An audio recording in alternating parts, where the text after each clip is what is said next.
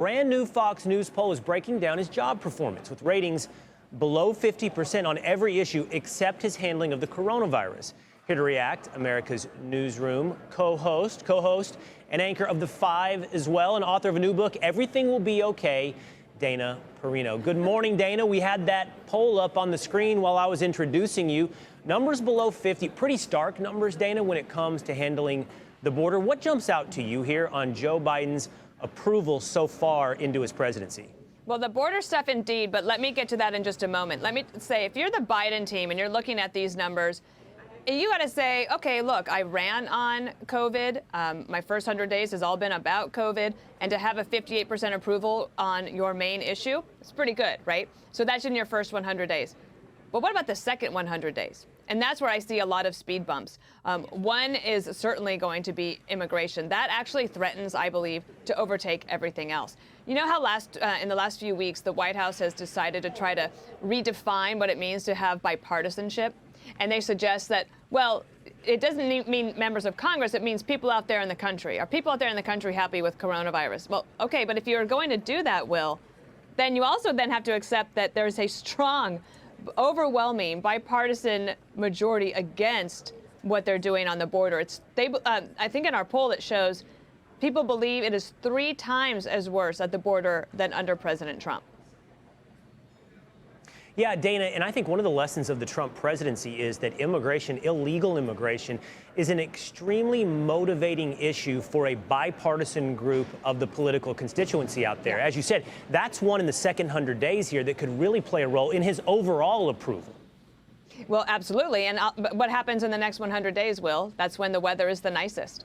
And that's when you see the biggest surges typically. So now you couple that with the fact that they took away the policies from the Trump administration that was holding some of the migrants at bay to try to get them to try to do things legally. And you have the fact that moms and dads know that they will be reunited here with no consequences. And that continues to ratchet up. As you start to see the country open up a little bit more, as people get vaccinated, try to travel, get out there. But this will be the one issue that, as COVID fades, this one, I think, will take over. In addition to the economy, I think that people are still obviously very concerned about the economy. And one of the real flashing red lights is inflation. Well, I think we all know that President George W. Bush has stayed relatively quiet behind the scenes since his days in the Oval Office. But he's had his hobbies. He's had things he's focused on. And you got to focus on a few of those in a new upcoming special airing tonight on Fox News at 10 p.m. It's called 43 Portraits, George W. Bush. Tell me a little bit about this. Well, I asked him, my first question was, how'd you come up with the number 43, sir? And he thought I was very clever, Will, for asking that question. Of course, he was the 43rd president.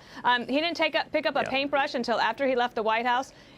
It turns out he's extremely talented. He's taken a lot of lessons, and he did a Portraits of Courage, which was an entire 43 portraits of wounded warriors. But this one is focusing on immigrants and the stories behind the people that have come to our country by choice, and those who have done some really great things in terms of contributions.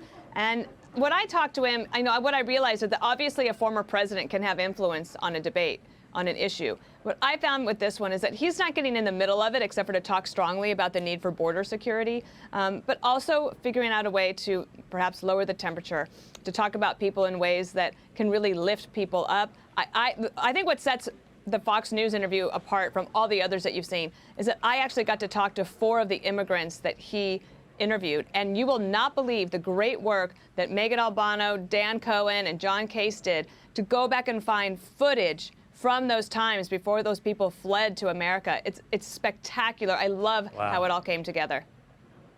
Let's take a quick look. You mentioned he focuses on immigrants, but also veterans. And here is President George W. Bush painting, I believe, a Medal of Honor recipient, Florent Groberg. Let's take a look. You can see it's monochromatic. Yeah, why? I want to, when people look at that, they go, the first thing they see is a Medal of Honor. Got it. He is from France.